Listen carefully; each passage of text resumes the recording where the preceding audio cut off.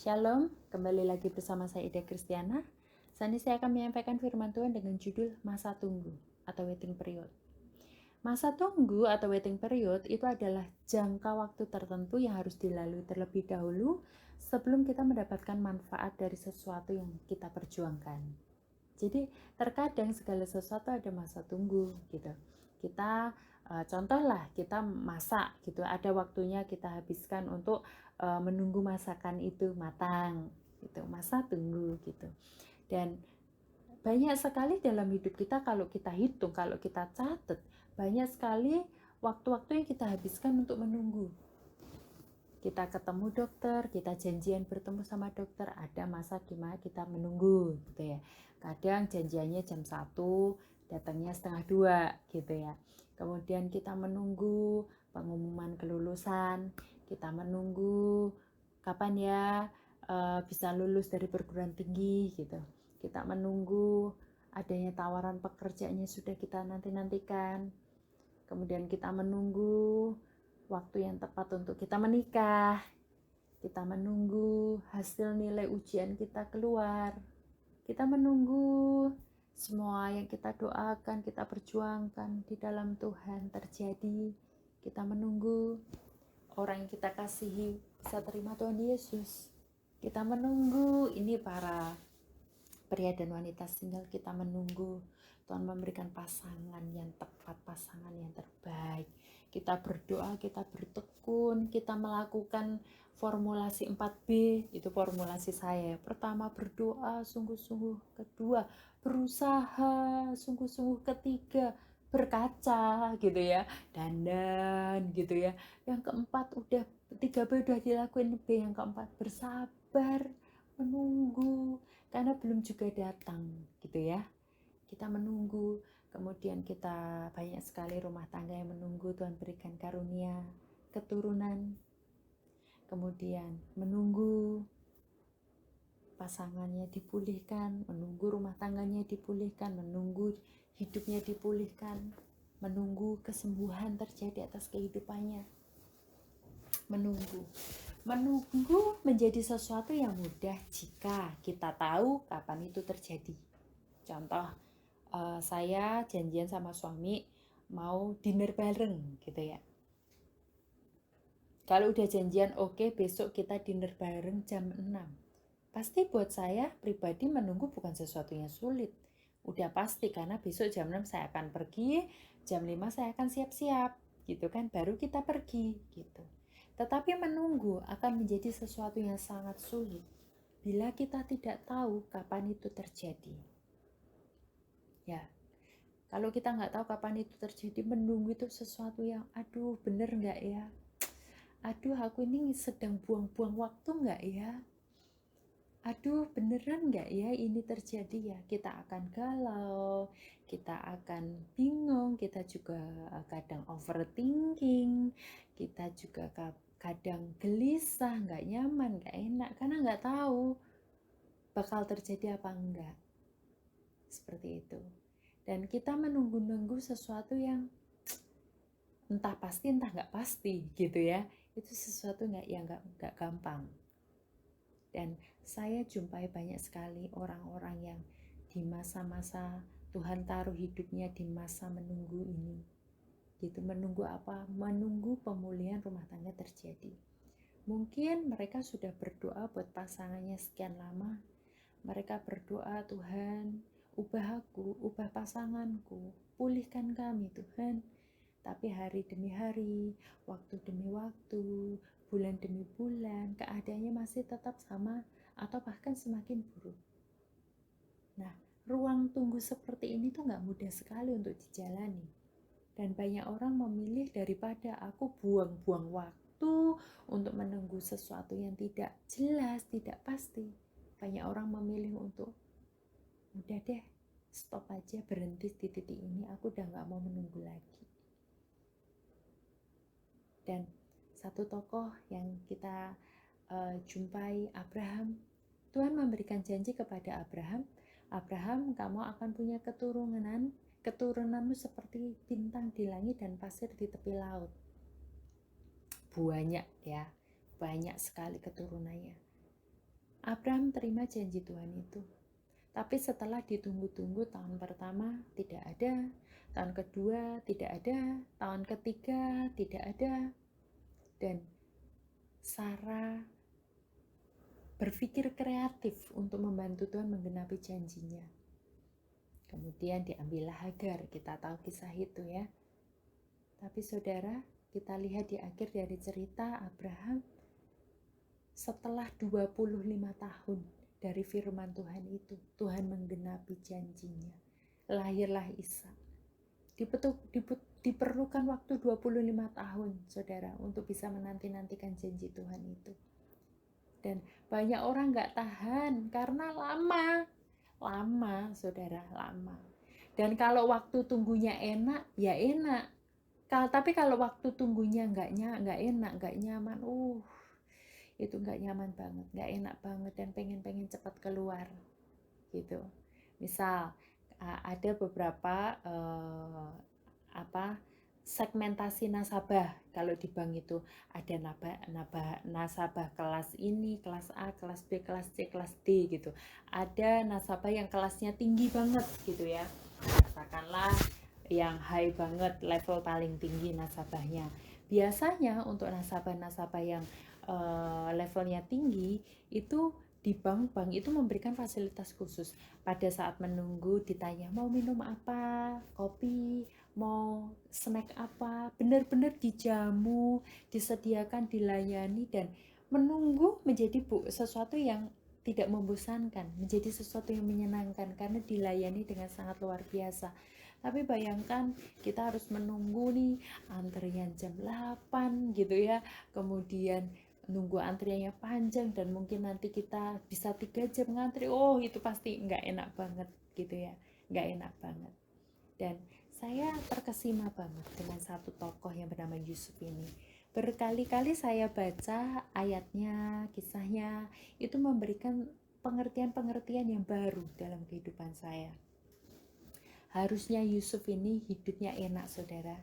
Dia lahir dalam keluarga yang diberkati Tuhan. Alkitab mencatat nama Yakub itu kan Israel ya, umat pilihan Tuhan, umat kesayangannya Tuhan. Pasti menjadi kesayangannya Tuhan banget. Harusnya dia di rumah enak, dilayani, bisa dapat fasilitas dari orang tuanya. Tapi kenyataan berkata lain. Yusuf ini mengalami masa-masa yang gak mudah dalam hidupnya.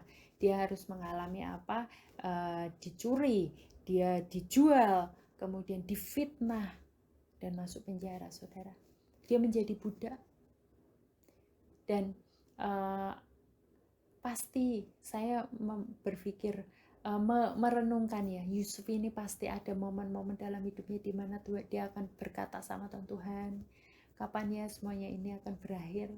Kapan ya akan ada titik terang untuk masa depanku ini? Kayak kalau sudah menjadi budak itu benar-benar orang tidak merdeka, saudara. Dan itu nggak enak banget menjadi seorang budak.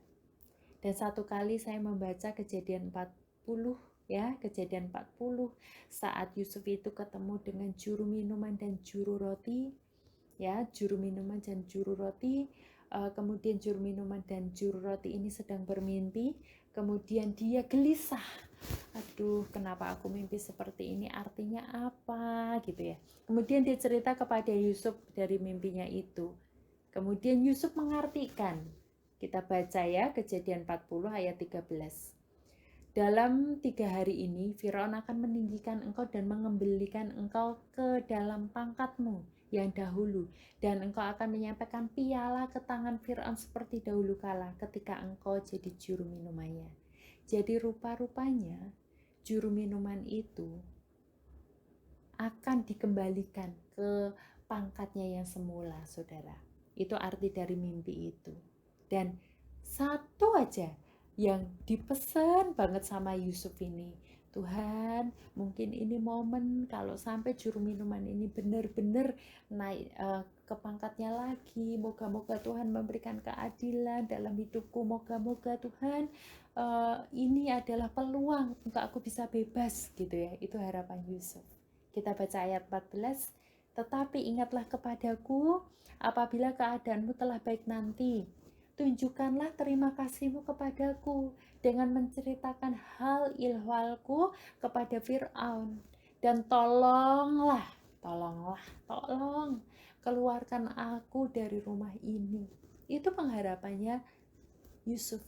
Kita baca lagi, sebab aku diculik begitu saja dari negeri orang Ibrani, dan di sini pun aku tidak pernah melakukan apa-apa yang menyebabkan aku layak dimasukkan ke dalam liang tutupan ini.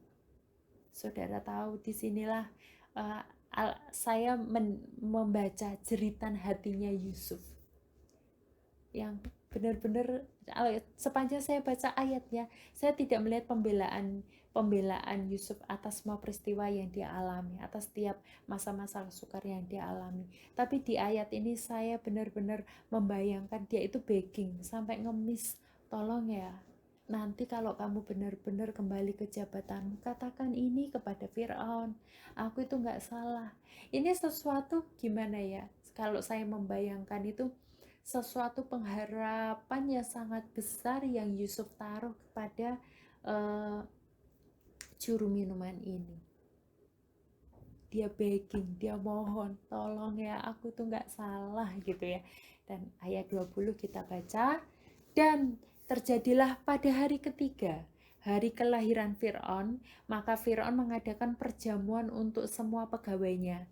Ia meninggikan kepala juru minuman dan juru roti itu di tengah-tengah para pegawainya. Kepada juru minuman itu dikembalikannya ke dalam jabatannya. Kepala juru minuman itu dikembalikannya ke dalam jabatannya, sehingga ia menyampaikan pula piala ke tangan Fir'aun. Arti mimpinya benar ya, jadi dikembalikan lagi kedudukan juru minuman itu. Tetapi juru roti itu digantungnya, seperti yang ditakbirkan Yusuf kepada mereka.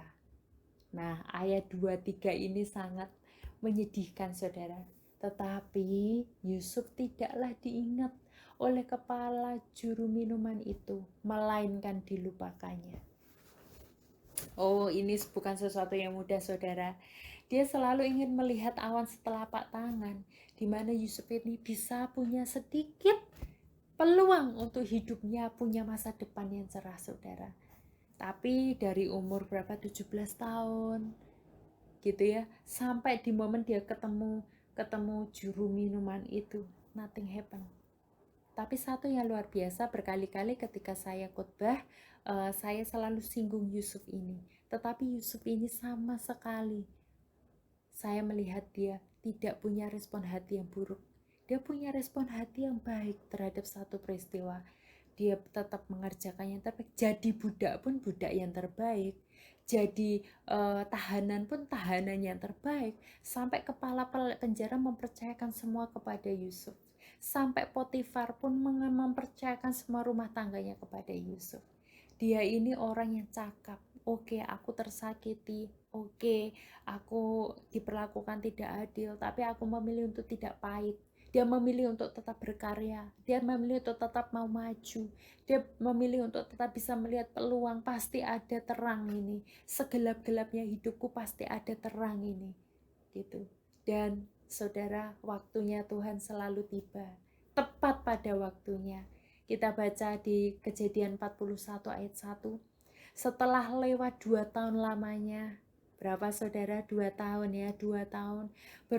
Bermimpilah Fir'aun bahwa ia berdiri di tepi sungai Nil. Tampaklah dari sungai Nil itu keluar 7 ekor lembu yang indah bangunnya dan gemuk badannya, lalu memakan rumput yang di tepi sungai itu. Kemudian tampaklah juga 7 ekor lembu yang lain yang keluar dari dalam sungai Nil itu, buruk bangunnya dan kurus badannya, lalu berdiri di samping lembu-lembu yang tadi. Di tepi sungai itu lembu-lembu yang buruk bangunnya dan kurus badannya itu memakan ke 7 ekor lembu yang indah bangunnya dan gemuk itu.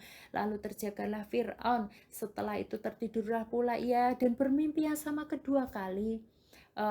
Tampaklah Tidur pula dia yang bermimpi kedua kali, ya tampaklah timbul dari satu tangkai 7 bulir gandum bernas dan baik, dan tampaklah juga 7 bulir gandum yang kurus dan layu.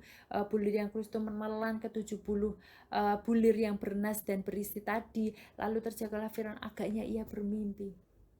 Dan ini menjadi sesuatu kekhawatiran sekali dalam kehidupan Firaun.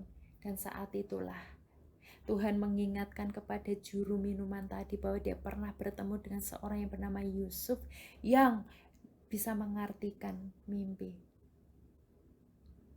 Kemudian diundanglah Yusuf untuk ketemu sama Firaun, dan Alkitab mencatat Tuhan membalikkan keadaan Yusuf. Yusuf menjadi orang yang dari budak menjadi perdana menteri yang luar biasa. Waktu Tuhan tidak pernah terlambat. Dan satu hal yang saya renungkan, kenapa sih kok Tuhan segitu amat ya mengizinkan kita hidup dalam penderitaan? Kok segitu amat sih Tuhan mengizinkan kita diproses di tempat-tempat yang gak nyaman? Mungkin engkau sedang dalam pergumulan berat saat ini. Engkau di tempat dimana engkau gak nyaman, teriak-teriak kesakitan sama Tuhan. Mungkin hatimu sudah diinjak-injak, harga dirimu sudah habis, seperti keset sudahlah hidupmu. Mungkin engkau mengalami satu kesulitan yang begitu besar, engkau mengalami kesakitan yang engkau sendiri sampai gak mampu untuk menahannya, saudara. Kenapa Tuhan izinkan kita menunggu, masuk dalam waiting period tadi, masuk dalam ruang tunggu, masuk dalam waktu tunggu yang itu semua gak enak, gak nyaman, dan gak mudah buat kita. Ada 3 hal yang saya mau sampaikan kenapa Tuhan izinkan kita menunggu. Yang pertama, Tuhan tertarik mengetahui siapa Tuhan di dalam hidupmu. Oke, Tuhan itu pengen tahu siapa sih Tuhan dalam hidupmu. Nah, saya ada ilustrasi, saudara. Ada seorang wanita yang cantik sekali. Kemudian seorang wanita ini disukai oleh 2 pria yang ganteng-ganteng. Pria A mengejar wanita ini, pria B mengejar wanita ini. Kemudian namun ya, karena wanita ini tidak ada perasaan apapun kepada kedua pria ini, dia menolak kedua pria ini. Tapi ada satu pria B. Pria ini sangat menginginkan wanita ini, sekalipun sudah ditolak terus pepet gitu ya, terus dikejar, terus didekati, di WA-nin, halo apa kabar, nonton yuk, halo apa kabar, makan yuk, halo. Sekalipun kadang ya gemes banget si wanita ini nggak dibales, dibaca tapi nggak dibales, kadang dicuekin aja, seperti itu. Tapi pria ini terus konsisten menanti dengan sabar. Dia mendoakan wanita ini, dia berjuang buat wanita ini, dia menabur kasih buat wanita ini, sampai satu kali wanita ini merasakan, oh Tuhan, pria ini kasihnya itu berbeda loh. Aku udah melakukan hal yang gak pantas, aku udah melakukan hal yang gak enak buat dia, tapi dia tetap mengasihi aku dan mencintai aku. Dan itu menyentuh hati wanita itu. Dan akhirnya hati wanita ini terbuka untuk pria B ini. Terkadang flow-nya mirip-mirip sama kisah kita sama Tuhan. Lebih berharga doa-doamu dijawab apa Tuhan? Karena banyak sekali orang meninggalkan Tuhan karena doanya tidak dijawab. Banyak sekali orang gak mau ke gereja, banyak sekali orang gak mau percaya Tuhan lagi karena doanya gak dijawab, saudara.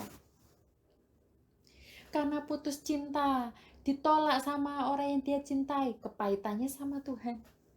Karena dia melamar pekerjaan terus gak diterima, dia kecewa sama Tuhan. Karena dia udah berdoa buat keluarganya tapi keluarganya belum dipulihkan, dia kecewa sama Tuhan. Tuhan itu tertarik Melihat siapa Tuhan sih dalam hidupmu, siapa Tuhan dalam hatimu. Apakah Tuhan itu lebih berharga daripada uangmu, Tuhan lebih berharga daripada pride-mu, Tuhan lebih berharga daripada keegoisanmu, egomu, Tuhan lebih berharga. Atau Tuhan, aku rela kasih semuanya buat Tuhan karena aku mengasihi Tuhan. Tuhan rindu melihat sikap hati kita, respon hati kita di hadapan Tuhan. Itu yang pertama. Dan kalau, nah, kisah ya Ayub. Kenapa Ayub sampai diberkati 2 kali lipat? Kita nggak bisa klaim sembarangan dan Tuhan pasti pulihkan aku 2 kali lipat. Nggak bisa seperti itu, saudara. Ikuti prosesnya Ayub dulu. Ayub itu ya secara ilmu dunia, secara kedokteran pula, yang namanya Ayub ini bisa sakit jiwa. Kenapa enggak?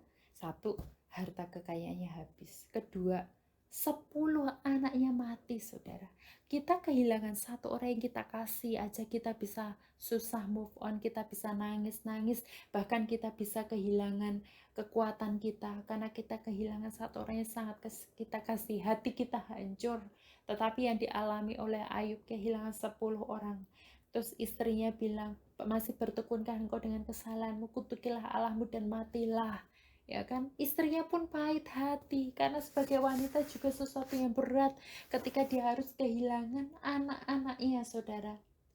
Istrinya pun aku tahu, saya menyadari, saya merenungkan bahwa ini sesuatu yang berat buat istrinya Ayub juga, buat Ayub juga, apalagi dia masih sakit ya, nggak mudah, saudara.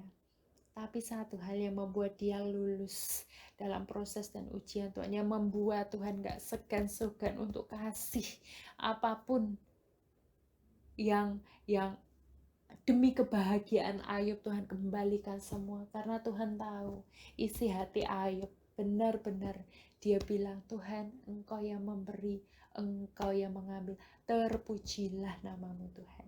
Karena respon hati Ayub inilah yang membuat hati Tuhan tersentuh.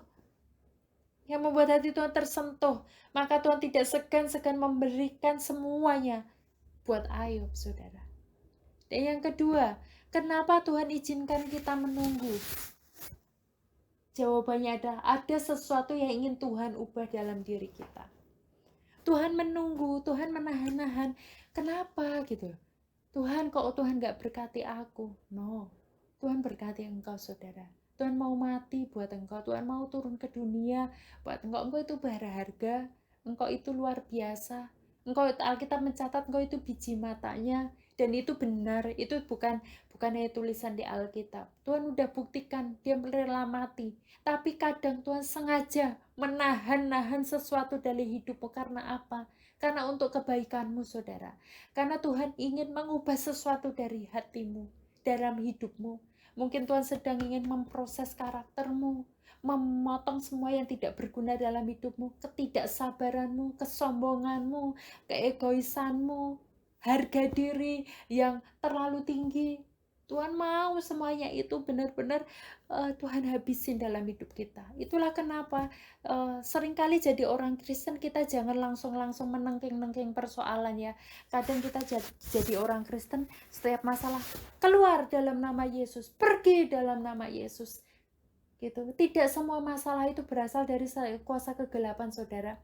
Kalaupun itu dari kuasa kegelapan, ya perangi gitu ya. Tetapi saya menjumpai banyak sekali persoalan yang Tuhan izinkan terjadi dalam kehidupan kita, itu karena Tuhan ingin membentuk kita.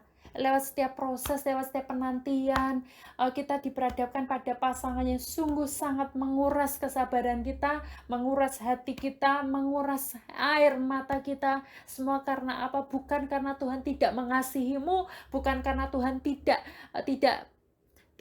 perhatian sama engkau, bukan karena Tuhan benci padamu, bukan karena Tuhan tidak adil padamu. No, Tuhan itu Allah yang sangat baik.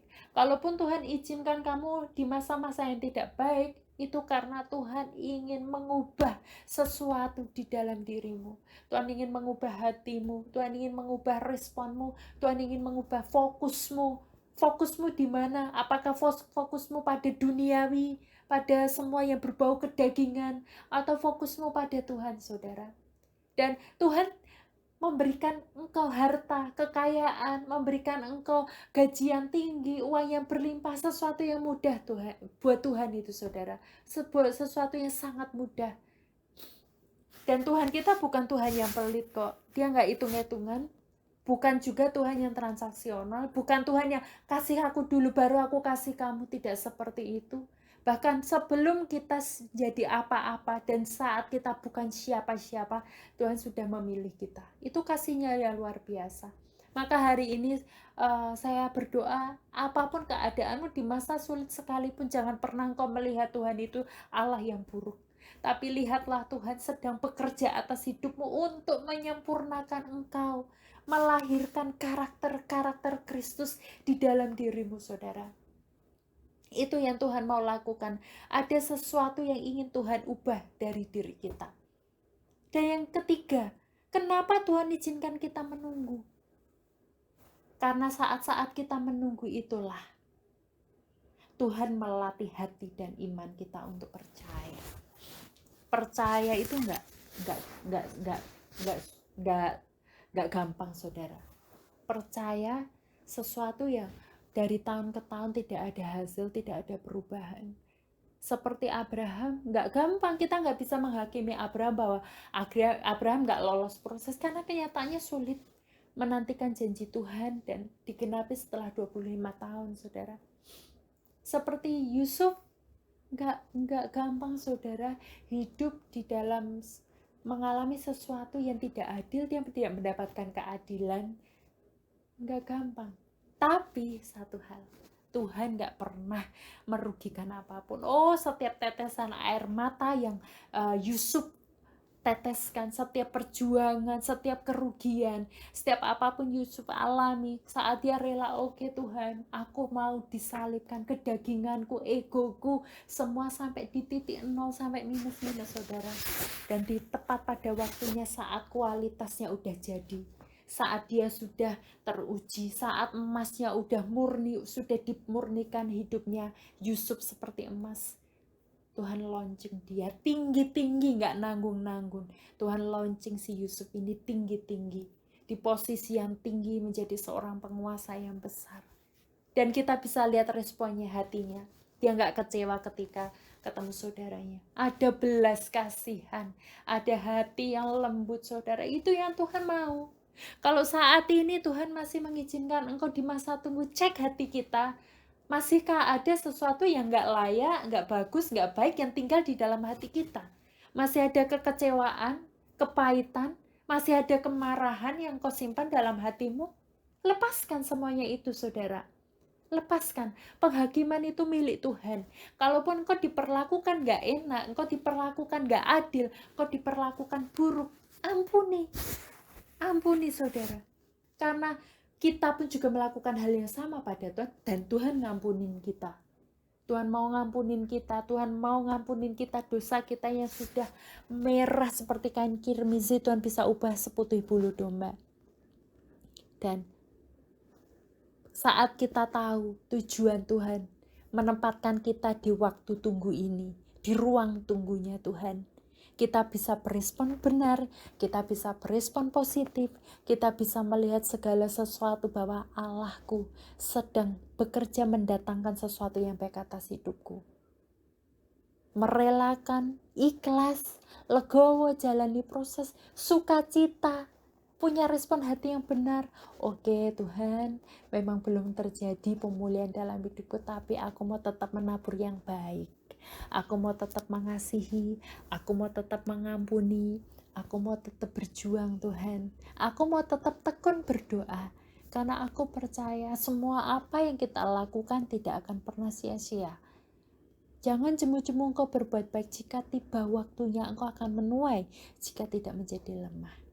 Dan saya percaya, saudara, saya dan Anda pasti ada momen di mana Tuhan bawa kita ke waktu tunggunya Tuhan. Doa saya buat Anda dan saya pribadi, ayo kita menjadi seorang yang bisa berespon benar. Kita pastikan Tuhan itu di atas segalanya, di dalam hati kita. Tuhan, jadikan Tuhan Itu Tuhan dalam hidupmu yang berdaulat. Kasih Tuhan kedaulatannya karena Dia yang ciptain kita. Dia yang ciptain kita, jadilah kehendak-Mu Tuhan. Aku mau ikut sama apa yang Tuhan mau.